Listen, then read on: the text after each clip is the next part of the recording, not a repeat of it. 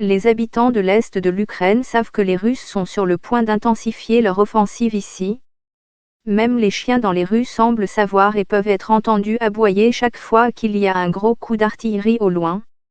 Des centaines de milliers de personnes ont déjà fui vers la relative sécurité de l'ouest de l'Ukraine. Une fois de plus, de grandes colonnes de véhicules russes ont été repérées par satellite, cette fois en direction de l'Est. Ici, dans le Donbass, nous avons également vu des signes indiquant que l'Ukraine apportait davantage d'équipements militaires, notamment des véhicules blindés et des systèmes de défense aérienne à plus longue portée. Mais pas dans le volume des renforts russes. L'Ukraine est peut-être plus astucieuse sur le plan tactique quant à ses mouvements, ou en a tout simplement moins. Les deux sont probablement vrais. Beaucoup pensent que cette prochaine phase de la guerre à l'Est pourrait décider de l'issue de ce conflit. Beaucoup s'attendent également à ce qu'il soit sanglant.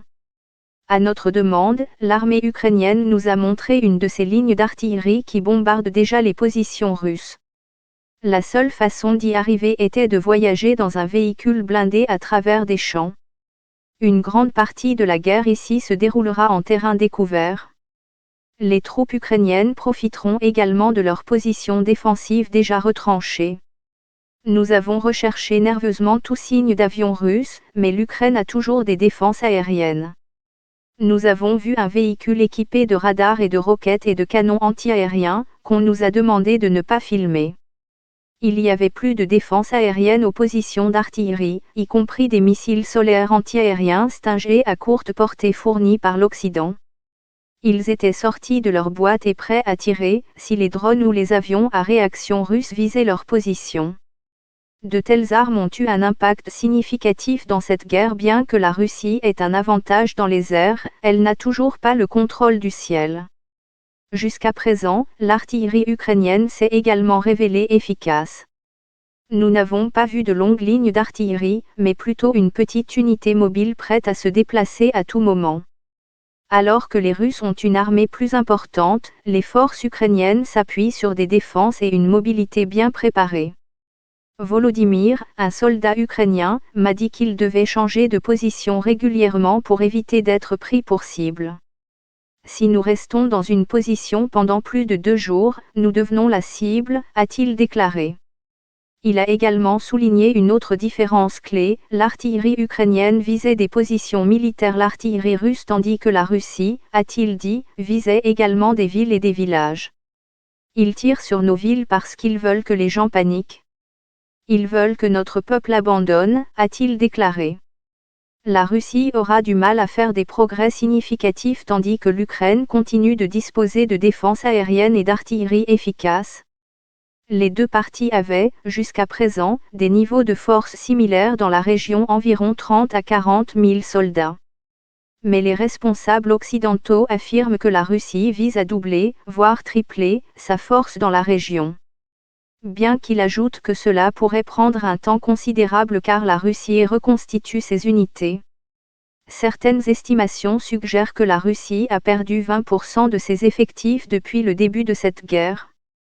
L'Ukraine possède également certaines de ses troupes les plus aguerries dans la région. Ils combattent ici les séparatistes soutenus par la Russie depuis 8 ans. Ils sont bien retranchés, utilisant des tranchées fortifiées et des positions défensives. Certaines des troupes peuvent sembler fatiguées, mais le moral semble être élevé.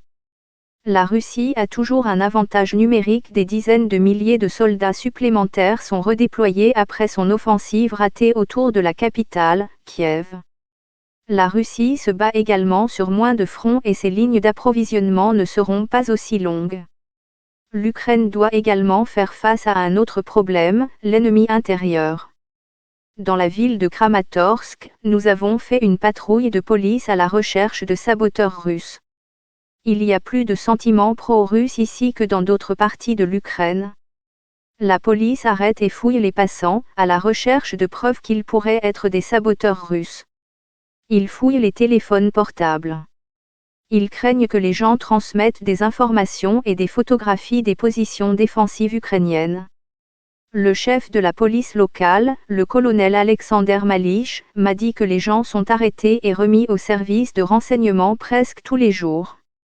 Je ne comprends pas ce qu'ils ont dans la tête, peut-être c'est de la propagande russe.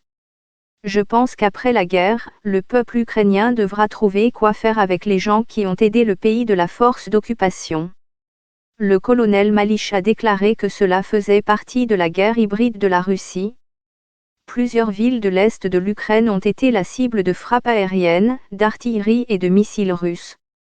Dans un cimetière de Kramatorsk où plus de 50 personnes ont été tuées lors d'une frappe russe sur une gare la semaine dernière, de nouvelles tombes sont déjà creusées.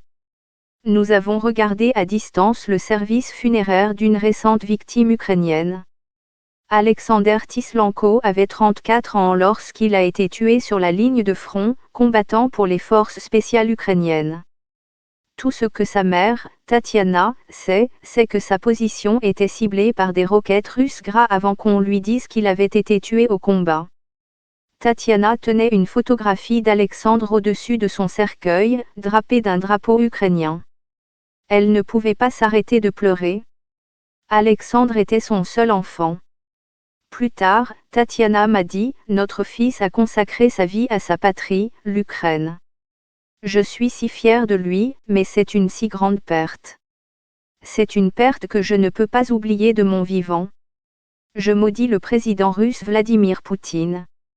Au cours des prochaines semaines, ici, dans l'est de l'Ukraine, il y aura beaucoup plus de mères en deuil d'Ukraine et de Russie. Cette phase de la guerre sera difficile pour les deux camps. Les deux sont susceptibles de subir des pertes importantes. Mais les enjeux ne pourraient pas être plus élevés.